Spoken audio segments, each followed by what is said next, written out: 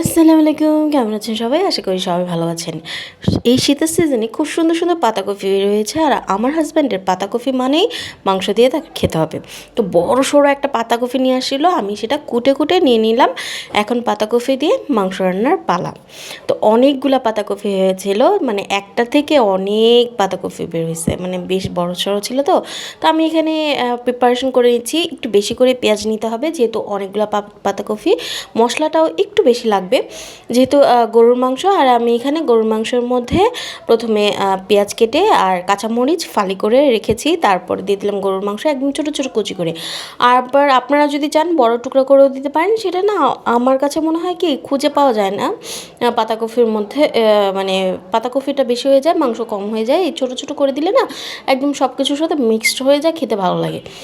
তো এখানে আমি আদা রসুন সাথে জিরা কাঁচামরিচ বেটে রেখেছিলাম, এখানে দিয়ে দিলাম লাল মরিচের গুঁড়া, মানে শুকনো মরিচের গুঁড়া, হলুদের গুঁড়া, একটু ধনে গুঁড়া, আর হলো এখানে গরম মশলার আমি সব গুঁড়ো করে রেখেছিলাম সেইটা, মানে আমার হাতের গরম মশলা আর লবণ দিয়ে খুব সুন্দর করে মেখে নিলাম।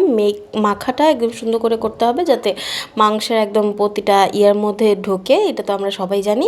তো মশলা মেখে আমি হাতটা ধুয়ে এখানে পানি দিয়ে দেবো আর তেল দিয়ে দেবো, দিয়ে চুলাটায় বসিয়ে দেবো। আর কোনো ঝামেলা নেই, রান্না করতে কিন্তু খুব সহজ, কিন্তু একটু মশলার পরিমাণটা একটু বেশি দিলে না খেতে বেশ মজা হয়। আর বিশেষ করে এই গরুর মাংস দিয়ে পাতাকপিটাই বেশি মজা হয় আমার কাছে মনে হয়। তো যাই হোক, এখানে আমি সব কিছু ধুয়ে চুলায় বসিয়ে দিলাম, মাংসটা গলে আমি পাতাকপিটা দিয়ে দেবো।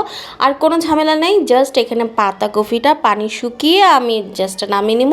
আর সেটা আপনারা গরম গরম ভাত কিংবা রুটির সাথে এনজয় করতে পারেন।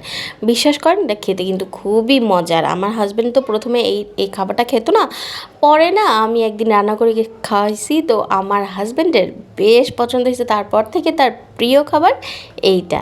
তো শীত আসলেই সে পাতাকপি দিয়ে খুব পছন্দ করে মাংস রান্না খেতে।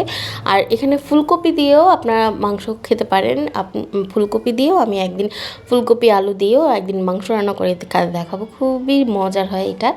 তো এই কপিটা না শুধুমাত্র এই শীতের সিজনে খুব সুন্দর একটা মজা স্বাদ দেয়।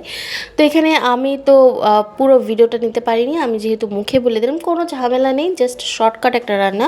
তাও আমি একটু ভিডিও ফুটেজ করে নিলাম, কারণ অনেকেই আছে এটা রান্না খেতে কী এভাবে রান্না করতে হয় জানেন না, বা কিভাবে কি করতে হয় তাও জানেন না, বা অনেকেই আছেন যে এই রান্নাটা জানেনই না, যে পাতাকপি দিয়ে মাংস রান্না করা হয়।